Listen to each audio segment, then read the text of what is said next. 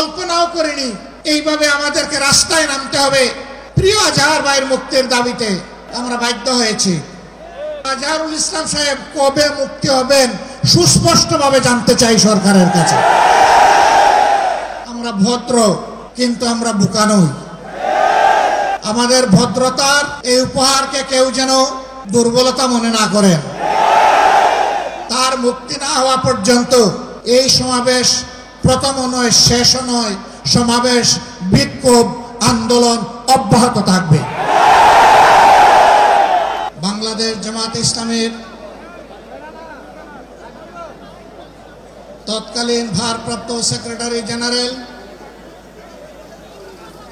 বাংলাদেশের সবচেয়ে বড় মজলুম জননেতা জনাব এটিএম আজহারুল ইসলামের মুক্তির দাবিতে আয়োজিত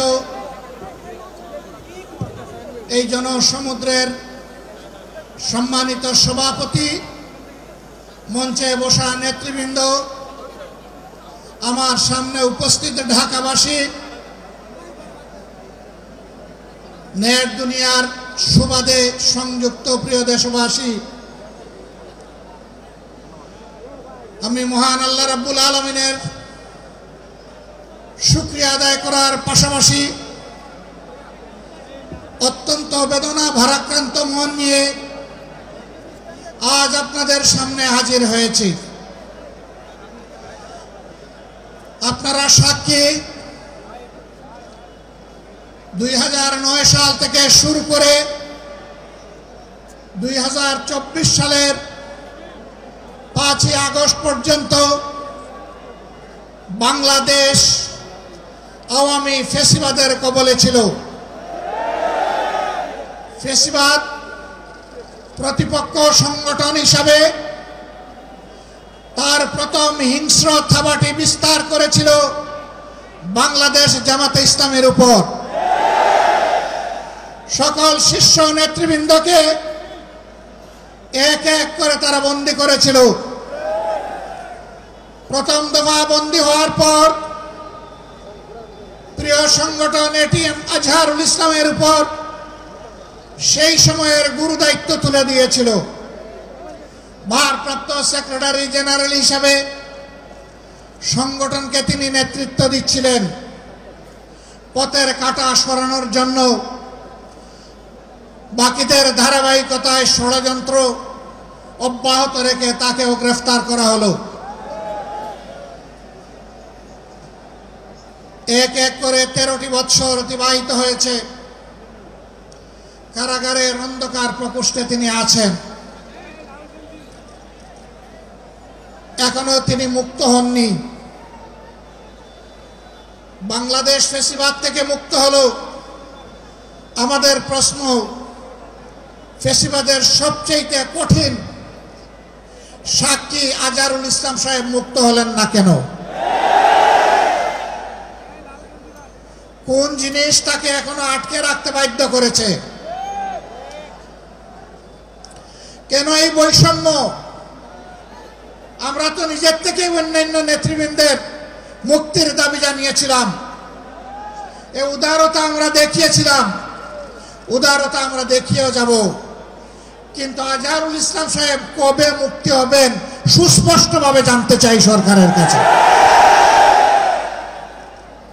আমরা তো চাইনি, কল্পনাও করিনি এইভাবে আমাদেরকে রাস্তায় নামতে হবে প্রিয় আজহার ভাইয়ের মুক্তির দাবিতে।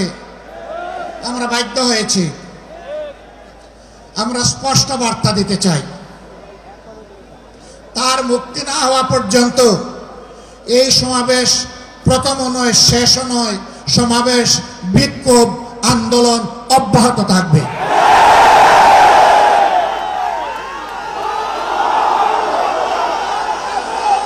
আমরা আশা করব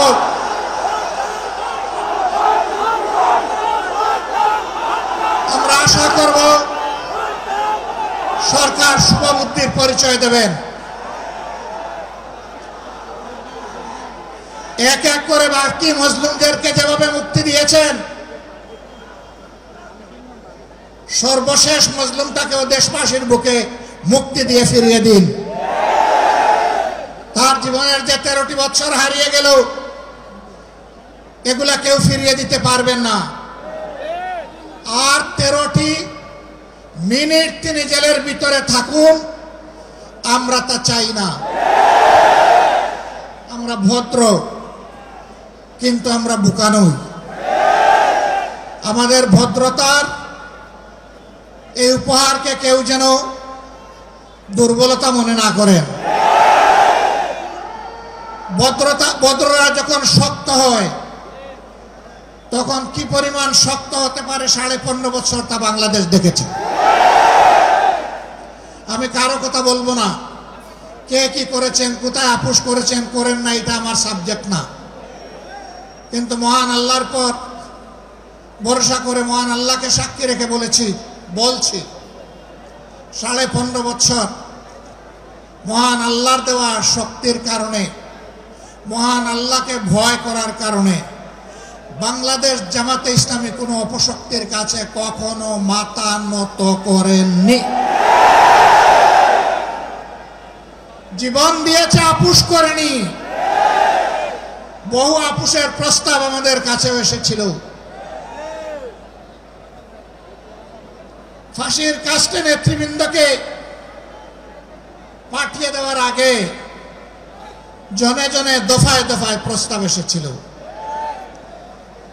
বাংলাদেশের জনগণ জানে, জীবিত অবস্থায় আল্লাহর সেই নেক বান্দারা, বাংলাদেশের বীর সন্তানেরা, তারা ওই সমস্ত প্রস্তাবগুলোকে পায়ের তলে ফেলে দিয়েছিলেন। আমরা তাদের উত্তরসূরি। সুতরাং মেহেরবানি করে আমাদের আর ধৈর্যের পরীক্ষা নেবেন না, তাকে মুক্তি দিন। কেন আমাদের নিবন্ধন আটকে রেখেছেন? নিবন্ধন তো জালিম সরকার কেড়ে নিয়েছিল। সেই জুলুম আপনারাও কি আমাদের উপরে করবেন? এই জন্য কি হাজার জনতা জীবন দিয়েছে, হাজার হাজার মানুষ পঙ্গুত্ব বরণ করেছে, আবারও সেই বৈষম্য দেখার জন্যে। আমরা বাংলাদেশের মাটিতে আর কোনো বৈষম্যকে বরদাস্ত করব না। সকল বৈষম্যের কবর রচনা না হওয়া পর্যন্ত আমাদের আন্দোলন অব্যাহত থাকবে ইনশাআল্লাহ।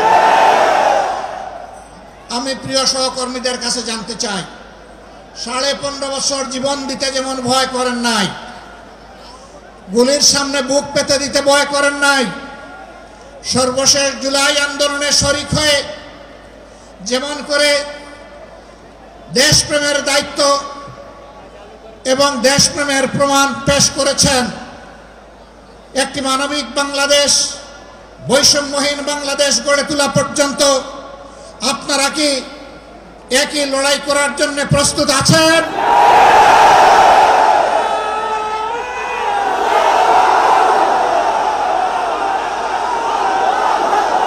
ছাত্র যুবক বন্ধুদের কণ্ঠে কণ্ঠ মিলে বারবার বলতে চাই, আবু সাইদ মুক্ত, আবু সাইদ মুক্ত। শেষ হয়নি যুদ্ধ, এই যুদ্ধ চলবে ইনশাআল্লাহ।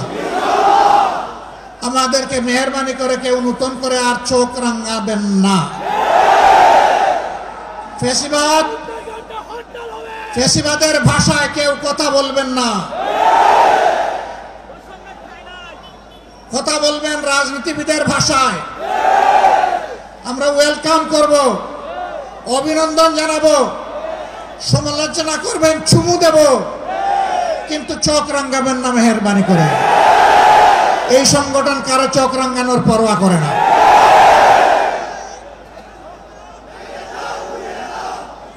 আমার সম্মানিত ভাইরা, দেশের বিরুদ্ধে, জাতির বিরুদ্ধে অতীতেও ষড়যন্ত্র ছিল। ফ্যাসিবাদের পতনের পরেও ষড়যন্ত্র অব্যাহত আছে। এক এক করে আল্লাহ তাআলা সকল ষড়যন্ত্রকে ব্যর্থ করে দিয়েছেন। আমরা আশাবাদী, একটা ঐক্যবদ্ধ জাতি আগামীতেও সকল ষড়যন্ত্র আল্লাহর সাহায্যে ব্যর্থ করে দিবে ইনশাআল্লাহ। তাই আমার শেষ আবেদন, আসুন দল মতের ঊর্ধ্বে উঠে আমরা সব ধরনের ফেসিবাদের বিরুদ্ধে আমরা রুখে দাঁড়াই। আল্লাহ রাব্বুল আলামিন আমাদের ভাই এটিএম আজহারুল ইসলামকে অবিলম্বে সসম্মানে আমাদের বুকে ফিরিয়ে দিন। তাকে মুক্ত বাতাসে শ্বাস নেওয়ার তৌফিক আল্লাহ তাআলা দান করুন। আমরা বিশ্বাস করি আসমান জমিনের মালিকের ইশারাই সর্বোচ্চ ইশারা, তার ফয়সালাই চূড়ান্ত ফয়সালা। আমরা মহান রবের দরবারে সেই ফয়সালা কামনা করছি। আপনাদের সকলকে আজকের এই আয়োজন সফল করার জন্য প্রিয় সংগঠনের পক্ষ থেকে আন্তরিক কৃতজ্ঞতা এবং মুবারকবাদ জানিয়ে আগত দিনের লড়াই সংগ্রামের রাজপথে আবারও সংগ্রামী ভূমিকা রাখার উদাত্ত আহ্বান জানিয়ে আমার বক্তব্য এখানেই শেষ করছি। আল্লাহ হাফেজ। বাংলাদেশ জিন্দাবাদ, বাংলাদেশ জামাত ইসলামী জিন্দাবাদ। আজহার ভাইয়ের মুক্তি চাই, দিতে হবে। আসসালামু আলাইকুম ওয়া রাহমাতুল্লাহ।